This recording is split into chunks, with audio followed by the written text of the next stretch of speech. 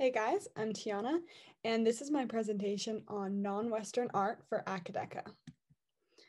So, starting with Chinese art, the Great Wall of China is the most famous work of Chinese art. It originally had a function as a wall, but now it is more seen as a piece of art or a historical place that people visit as well. And this is a perfect example of how meaning and function can change over time. What once was seen as something so useful for the Chinese is now seen as art. And yep, it was created for its purpose, but now is a work of art. So for Chinese art, there were giant dynasties and kingdoms that ruled for a long time and left elaborate tombs with objects that are now treasures of art. So the Emperor of Qin, probably didn't say that right, had life-size clay soldiers that were buried as part of his tomb. And this was in 210 BC. So they had huge tombs, ceremonial vessels, bronze statues, and intricate designs. And these were very common in China during this time.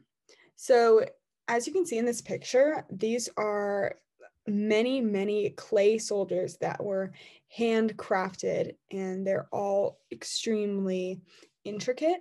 And that was part of the emperor's tomb. And I think that's really amazing. So the Indian influence of Buddhism also greatly affected Chinese art. During the Tang Dynasty, which was known as China's Golden Age, artists made the greatest works of ceramic sculpture ever made. Ink drawings were very popular, and with the Communist Revolution in 1949, art became political and was more often propaganda. So the art really changed dramatically. All right, moving on to Indian art. So India is a diverse nation with a variety of religious and cultural traditions, and there is definitely a very strong influence from Buddhism in Indian art. And it also has an influence from Greek art, which I thought was really interesting. And much of the art reflects Hinduism, which is a really common religion in India. And the style of Indian art is lovely and lively. All right, Japanese art. So Japan was closed off from the West for a very long time, so the art really remained traditional. It was greatly influenced by Buddhism. And I find this story really interesting. So Japan decided to send a group of artists to France, and they brought back the impressionist styles of Western art that were common in Europe. And then the Japanese, they brought back these styles, started practicing them, but then the Japanese rejected them because they decided, no, we like our traditions better. And I think that's really interesting that their art really remained traditional, whereas a lot of other art got heavily influenced. And yeah, the Japanese art is best known for their printmaking. I'm sure some of you guys have seen these prints. They're really famous and really beautiful. All right, moving on to African art.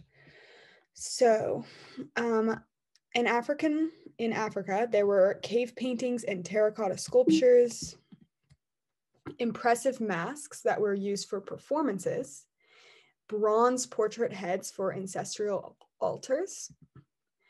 And this is really sad, but most of African art has been destroyed because of one, lacking the needs for preservation, but two, many Westerners viewed African culture as dangerous.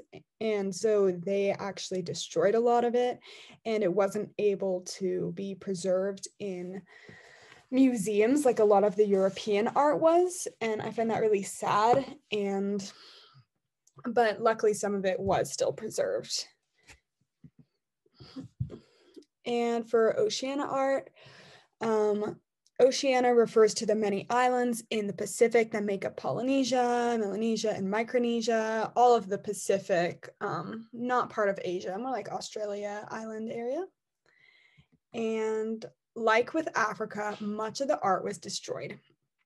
This is because, same as in Africa, they lacked a lot of the preservation that was needed. The climate in Oceania was just ended up destroying a lot of the art, and also a lot of it was destroyed by colonization. Many cultural groups are working to revive old traditions to express their cultural identity. You guys have probably heard of some of the groups in New Zealand that are really working to bring their culture back, because so much of this was destroyed, and it is really sad for their culture. All right, so in Oceania, tattooing and body art were very common, and I think this is really interesting. I think it looks really cool. Warfare art, such as carved wooden shields, that was also very common. And carved masks, often used to summon the spirits of the dead. So in these pictures, you can see the tattoos and body arts. Right over here, this is a shield, and this is a carved mask. All right, now moving on to Islamic art. So Islamic art had beautiful copies of the Quran, which is the famous Islamic religious text. And there were containers for the sacred texts, and a lot of work and art went into this. Abstract of calligraphic decoration, and also sacred architecture, really important for the religion. And prophets and people were often not to be pictured in this. As you can see, it's more of an abstract style. It's not really depicting any people. And I thought that was really interesting. Or no animals or anything. All right. This is an example that was in the resource guides of Islamic art. So this is the Dome of Rock. It's in Jerusalem. And it's a really famous example of Islamic architecture.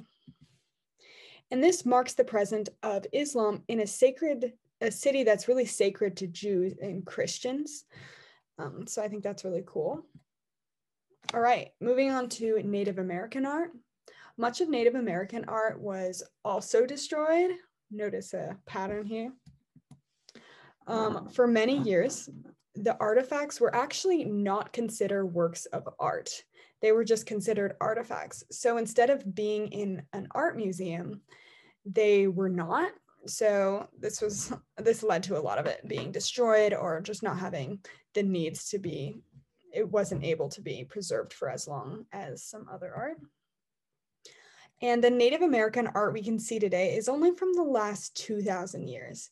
So it's really recent. Most of the older Native American art was destroyed. And the Native American art was really famous for their architecture. And here you can see the Pueblo complexes. They also had famous pyramids, carvings, clay and stone statues, textiles, and jewelry. And here's some of the jewelry that I found. All right.